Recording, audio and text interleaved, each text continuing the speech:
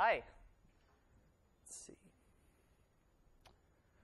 So Doug this morning gave you an introduction to sort of the high-level concepts about Facebook and what we do and how we operate and how we view our platform product. And Konstantin just gave you a great introduction to some of the details of our social channels and some of the mechanics of how you can use those. This afternoon, we're going to spend a lot of time diving into the technical details and give you the really deep technical information you need about how to integrate Facebook. But before we got into all of that, I just wanted to take a little bit of time to talk a little bit about design patterns.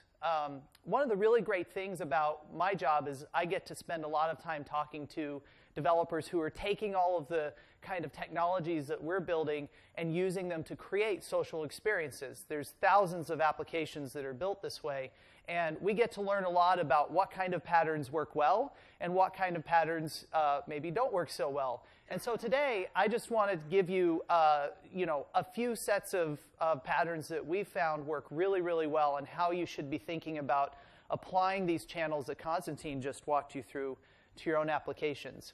And we're going to do that in 4 sections. I'm going to talk a little bit about the raw resources that we have and kind of the basic channels that we'll be discussing. I'm not going to cover everything that we offer, but just some of the primary ones. Then we'll apply that to games and lifestyle apps, and then we'll talk about some of the anti-patterns, which are always some of the most entertaining for me, but least entertaining for our users. They really don't like them. So, what are our resources? There's really 2 types of features that you deal with when you're building an application and adding social features to it. There's types of resources that help you drive growth. That's primarily what we've been talking about today. And there are resources that help you drive re-engagement. And when we're talking about growth, there's really 3 main things. There's ads, which we just talked about. We have the mobile app install ads that we just released, which is doing really well. And then we have organically sponsored stories that you get through sharing and through Open Graph. That's where your content, your interactions of your users shows up on a news feed from somebody else, and they're able to discover your app. And then we have invitations. When you want to start a new game with somebody, or when you want to invite a friend or start to show them some content that you're building on an application.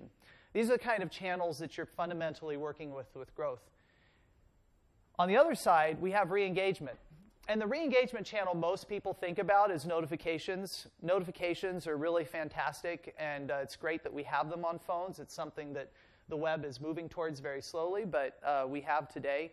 And there's specific ways that you should use that when you're actually building an application to re-engage people with social content in order to make sure that they feel like they're getting information that's valuable to them so they'll continue to interact with it. But what a lot of people don't think about is actually, aside from native notifications, you also have a form of notifications that you can get through Facebook. Some of this happens when you're, say, building an application and you just do sharing and Open Graph, and that automatically generates notifications. You can also generate notifications through directly contributing to users' content by posting photos and encouraging them to actively engage with your content. So make sure using these notifications effectively can also be a really important way to re-engage your users when maybe they've already stopped interacting with your app, or if they don't have notifications turned on, which a number of users will not turn on notifications for your app. So those are our raw resources. I'm going to talk a little bit about these in the context of games and lifestyle apps. And why do we separate these out? Well, there's a really simple reason.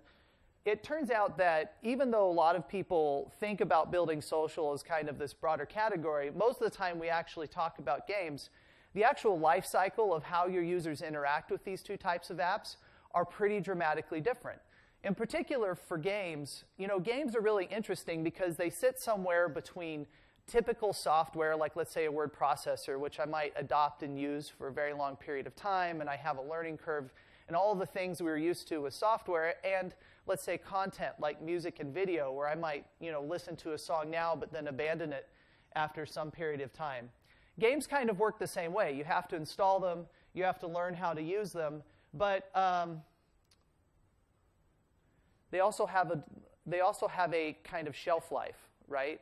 For most users, when you're interacting with the game, they're going to interact with your game for a period of time, and then they're going to trail off and do something else because they're looking for something new.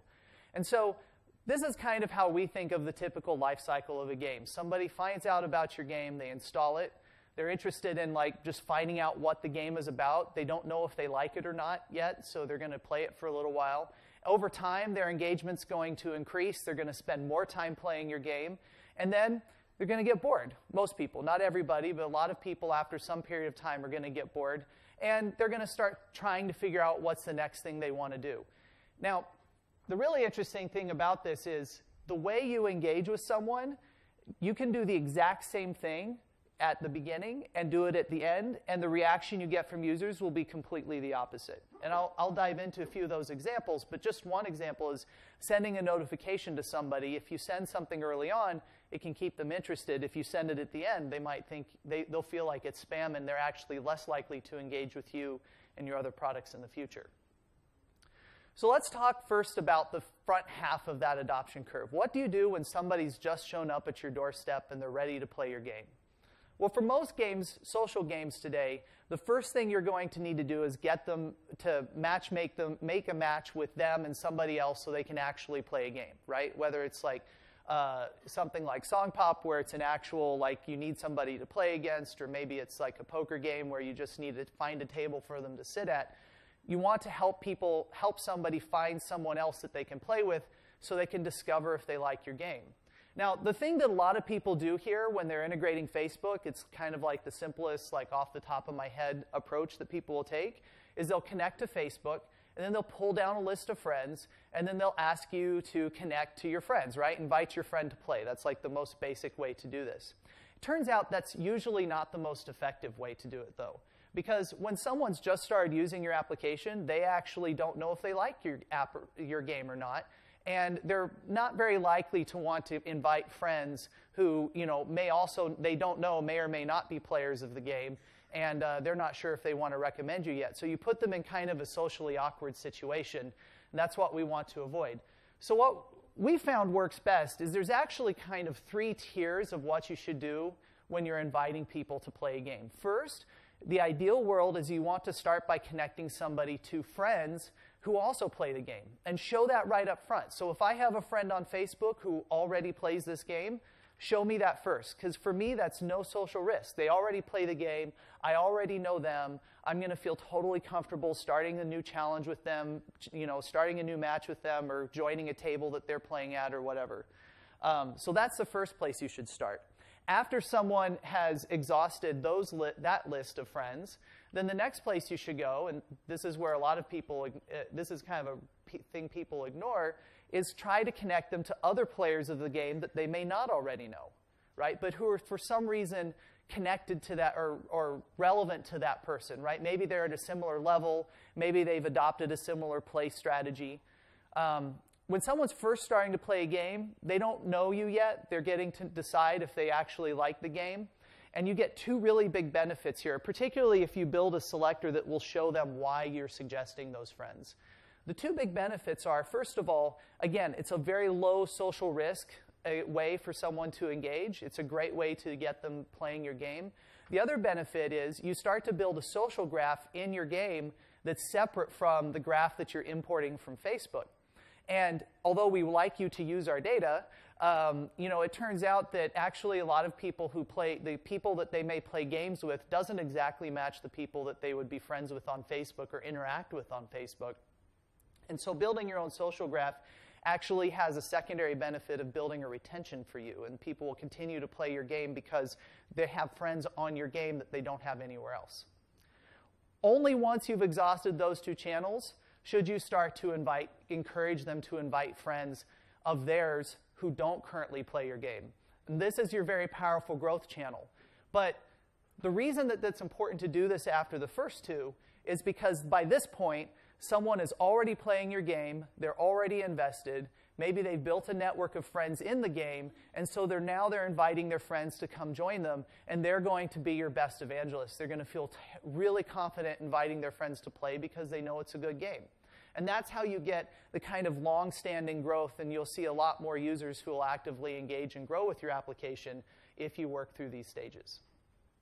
So that's matchmaking. Now let's talk a little bit about notifications, kind of moving further up the chain, right? So if you start at the beginning, you want to start by inviting people to play. The next thing up is you want to keep them coming back after they've played that first game. So this is the kind of notification that we see a lot of with games, right? So after I've played, I get some kind of incentive notification that wants me to come back and return. So you offer me free coins, you tell me that my crops have withered, you tell me that someone's attacked my planet, or whatever. Someone's challenged me to a match. And these are great notifications, actually. I mean, this kind of looks, if you just look at it, sometimes it feels a little spammy, but it turns out someone who's just played your game in the last 1 to 7 days will typically find this pretty appealing, right? Because they like your game. They're engaged with it, and they like having a reason to come back to play it day after day. And as long as someone is on the upslope of that life cycle, this is a great notification. What happens, though, is after you dip over the curve and people start to get bored with your application or your game, these notifications can actually quickly turn to negative sentiment, right? The people get tired of your game, and now you're still in their face, and they actually start to feel very negatively about your app.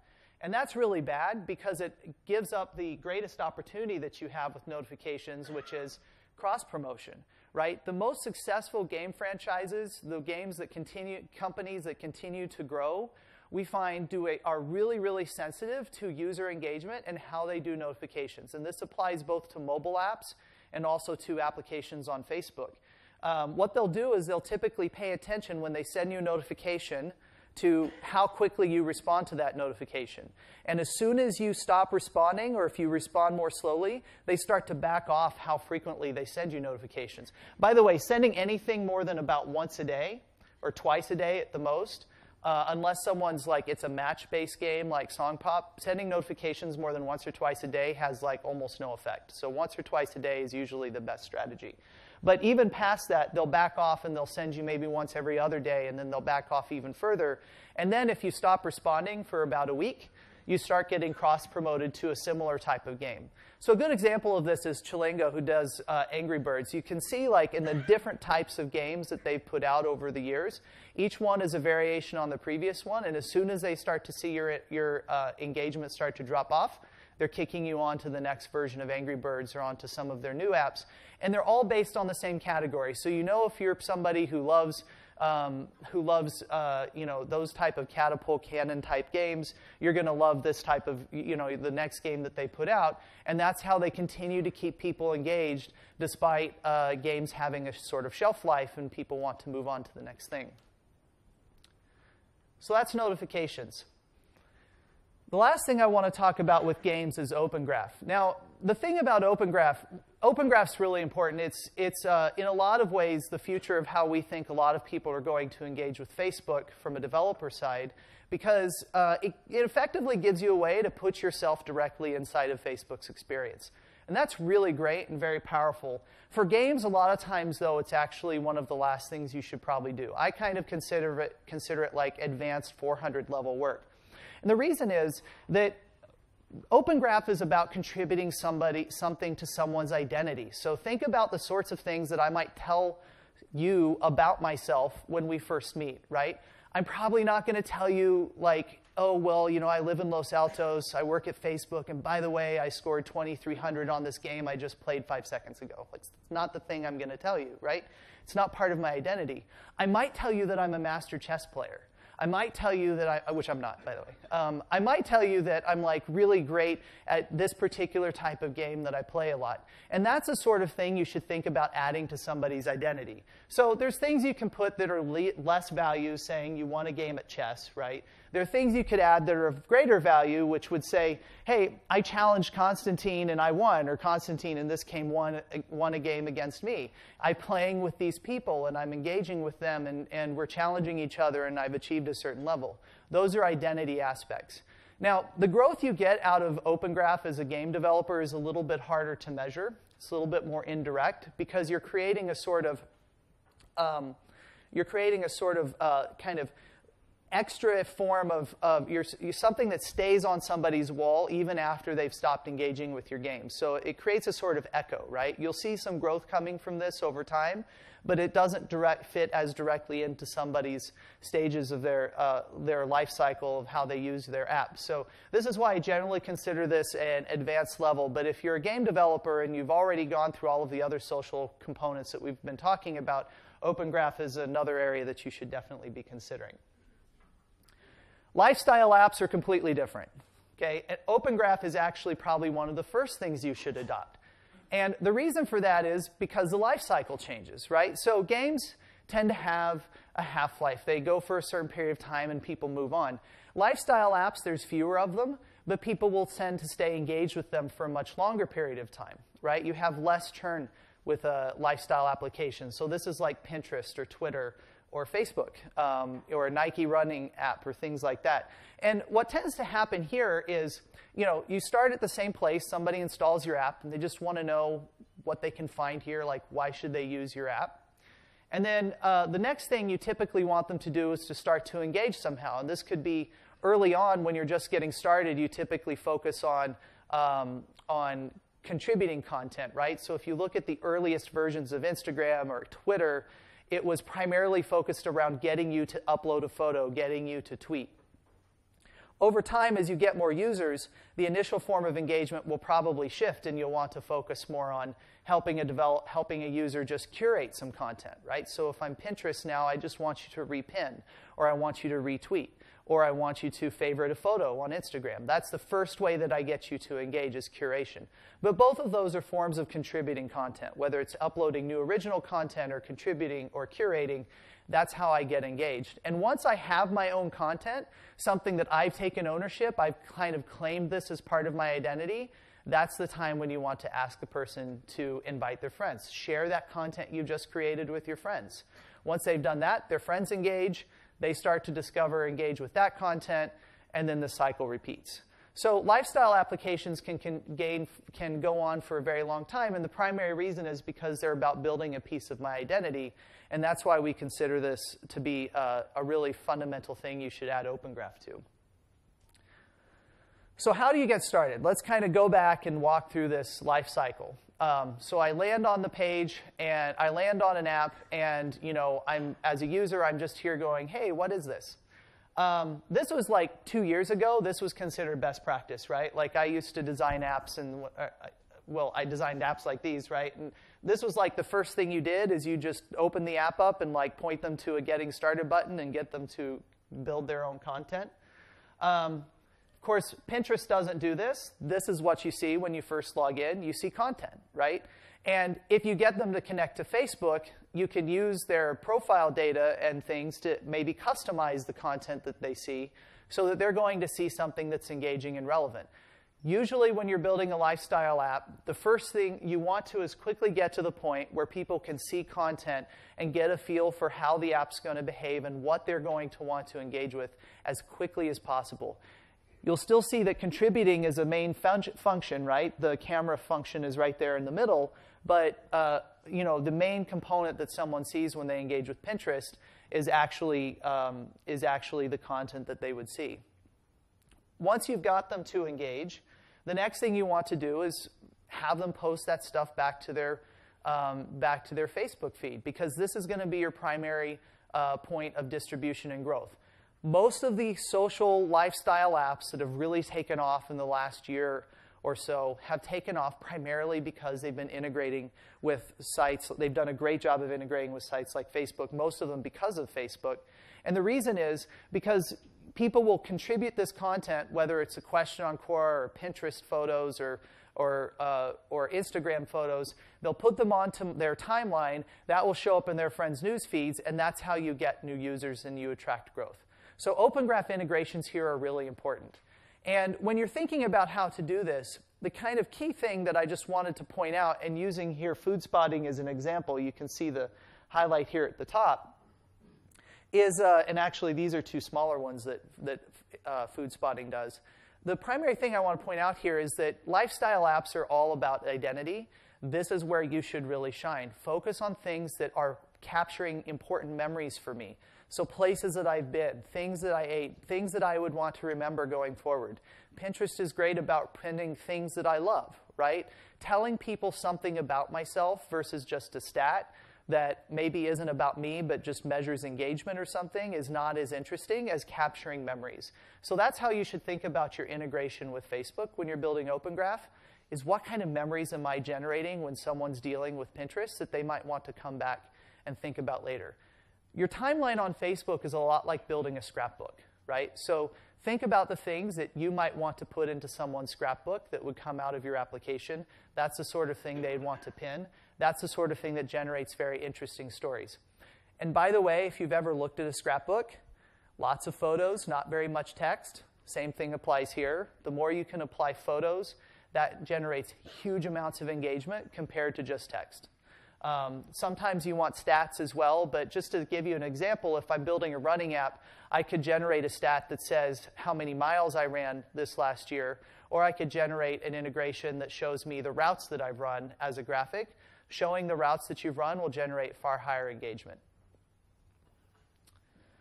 So how do you actually do this sharing? This is an area that we've actually evolved our thinking in quite a bit over the last year or two. We've tried a lot of different things. We've tried passive sharing, where you just like hook it up and it just happens. We've tried very limited active sharing, where you have to open a sharing sheet. That still is, by the way, one of the most effective means. I wanted to show you today what we consider to be sort of our best practices. And our best practice is you want to allow a user to connect with Facebook. Once they've connected, when they're actually sharing, always give them the opportunity to explicitly, or adding content to your app, always give them the opportunity to explicitly share to Facebook or whatever social networks you want. You can have it turned on by default, but the primary thing is to make the user know that they're in control. So we don't recommend automatically sharing content, and we don't recommend sharing content to Facebook when it doesn't involve some intent of the user.